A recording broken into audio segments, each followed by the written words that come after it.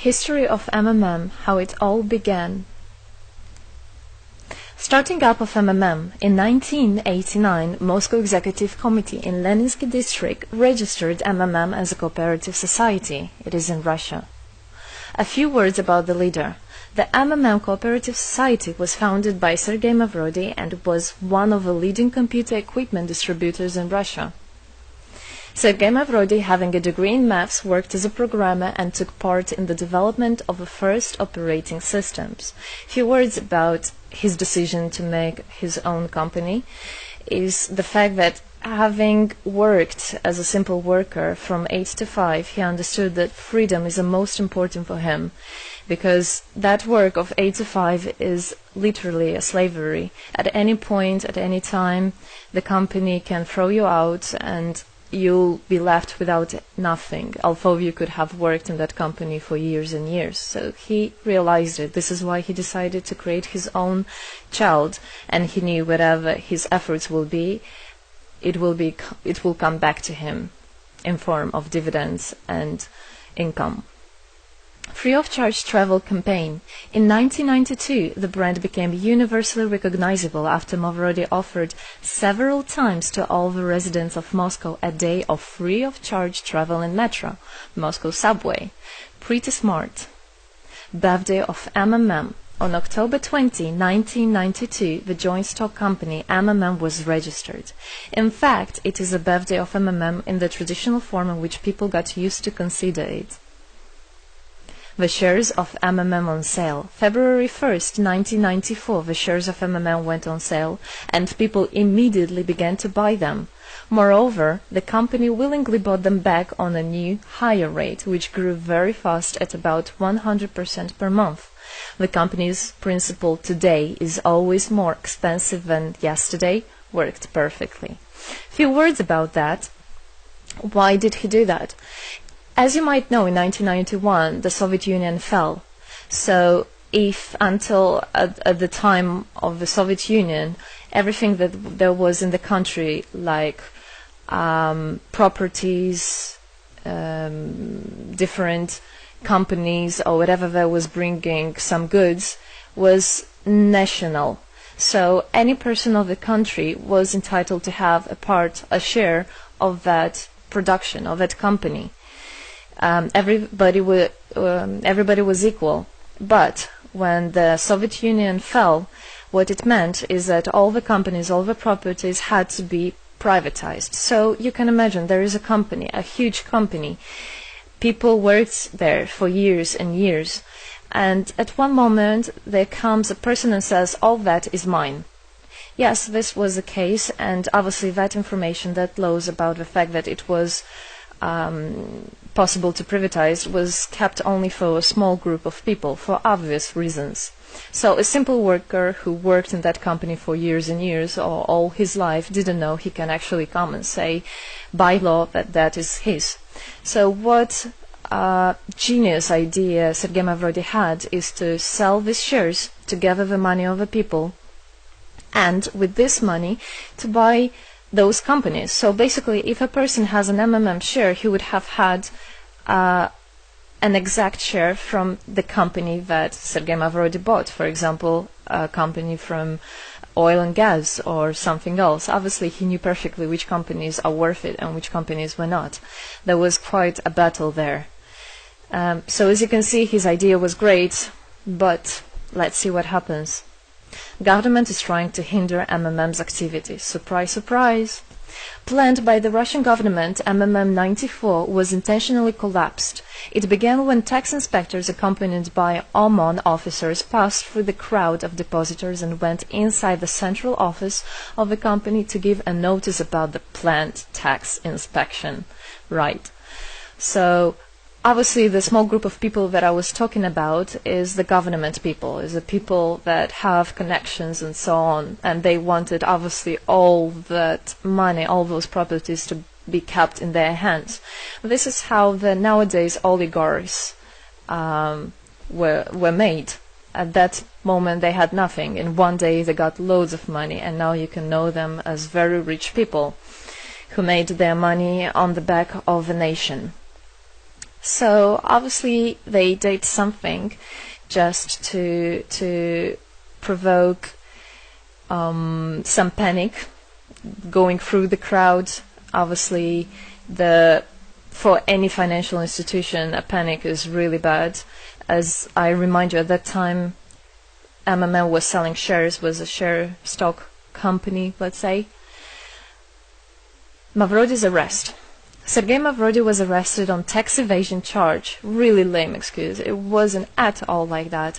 What happened, even the person that was in charge with giving the arrest, he told him that there was no other option for them. They had to do something, even though it was illegal what they were doing, but they had to do it as they were afraid of him. Because, as he said, another 2-3 months and in whole Russia there would be no government, no banks, nobody, only Sergei Mavrody. You know, that who holds the money nowadays, this is in charge. So he was arrested, and his arrest was broadcasted live on all TV channels, obviously to show off more, to show people how bad he is, and actually the government didn't do anything wrong. On the same day, there was a storm of the central office of MMM. The company was prescribed to recover 49.9 billion rubles to the budget. Huge money. The question about the money in MMM 94 is open, as no one still can give an answer where it is. The authorities simply turned a blind eye to it, although hundreds of eyewitnesses are ready to confirm, even under oath in court, that they saw 17 trucks take out cash through the back door. So unfortunately at that time there was no internet, no bitcoins, no other internet wallets, and all the money were obviously kept in cash in the MMM offices.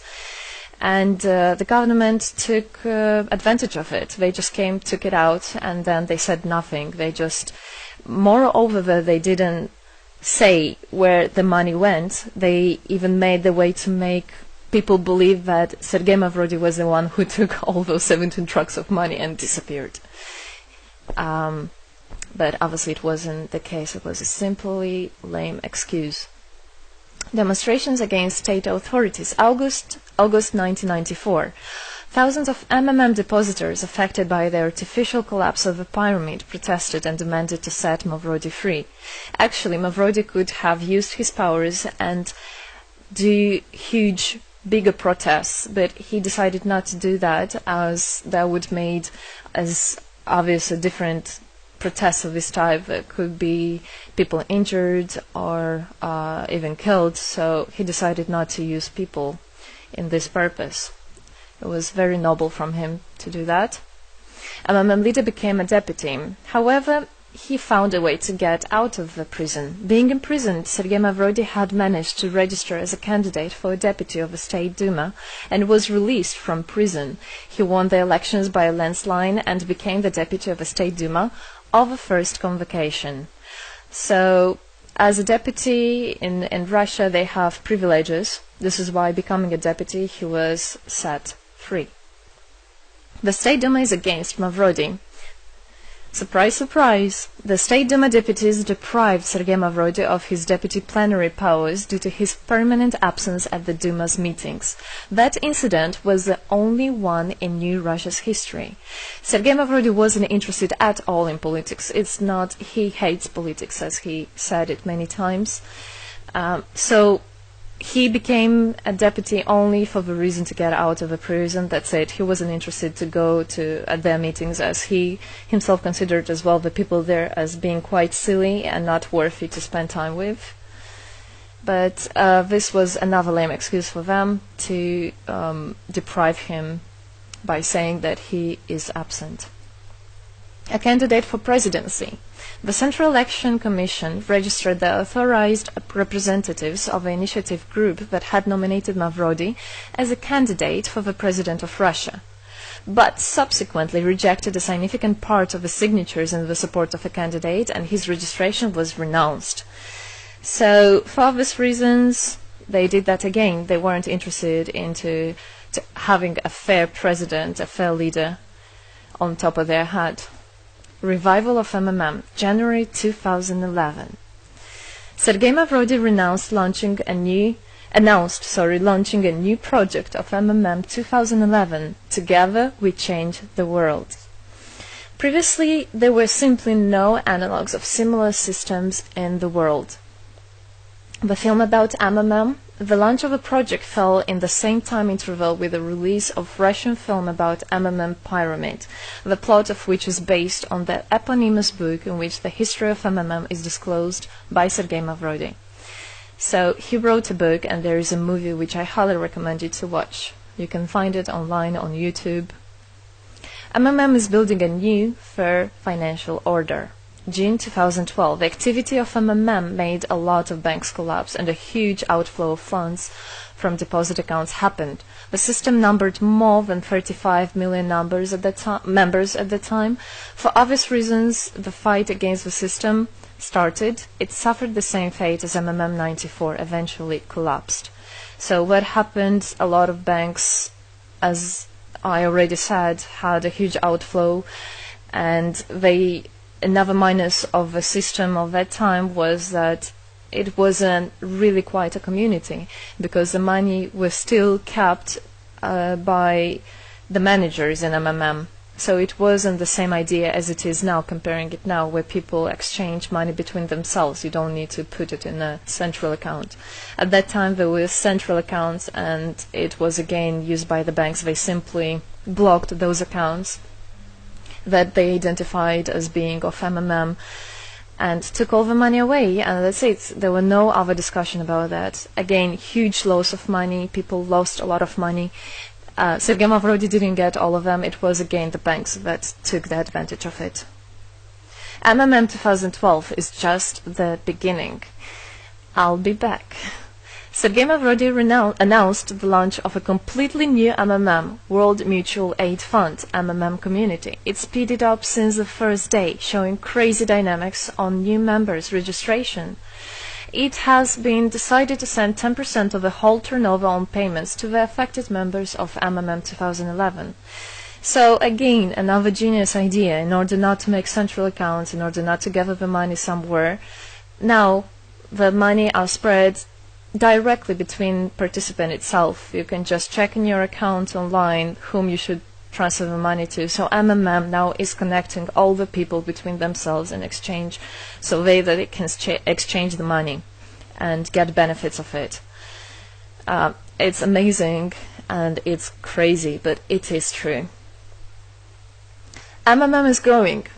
Some short facts. 2012, MMM started its development in India. It had great, huge developments. 2012-2013, following India, MMM Bangladesh was launched as well. 2013, MMM Indonesia was launched. 2014, MMM Hong Kong. And it's not the end. MMM Global, 2014. MMM Global started up in the spring 2014. It is a voluntary network, a community of millions and millions of people from more than 100 countries worldwide. So there is already MMM settled in Argentina, Brazil, Philippines, Hong Kong and other, and all the rest of people in the world from all the countries of the world are able to participate as well. So they rebelled against the financial slavery and combined their money for this purpose. So how it is possible? MMM, the Republic of Bitcoin. Bitcoin is another genius idea to set the world free. For MMM Global participants' convenience, there were some 20 ideas on funds transfers implemented. From now on, all the countries where you can buy and sell Bitcoins can be registered in a branch of Free People of the Republic of Bitcoin. Thus, there is no barriers to develop MMM in small countries due to their restrictions on the international bank transfers. Banks. This is not something that we would want to use, as the banks can anytime put restriction on an account or even block an account and take all the money. Yes, the banks can do that. Read better your contract.